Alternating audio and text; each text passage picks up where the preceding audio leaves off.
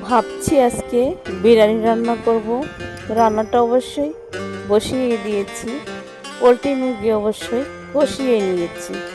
চুলায় দিয়েছি পেঁয়াজ কুচি, দিয়েছি চুলায় আগুন ধরিয়ে। চালটা অনেক ভাজা করব, ভালোভাবে ভাজা করতেছি। এভাবে ভেজে নিলে চালটা অনেক সুন্দর সুবাস আসে। এখন দিয়ে দেব পানি পরিমাণ মতন, দিয়ে দিয়েছি মাংস কষানো। এখন দিয়ে দেব ভালোভাবে নাড়িয়ে চালিয়ে, তারপর একটুখানি ঢেকে দেব। ঢেকে দেওয়ার পরে ঢেকনাটা উদাম করে দেখবেন হয়ে গেছে।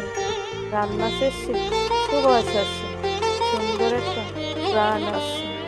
কেমন হয়েছে অবশ্যই বলবেন, একটা লাইক কমেন্ট দিয়ে যাবেন। রান্নাটা অবশ্যই হয়ে গেছে, এবার মতন নামিয়ে নিব।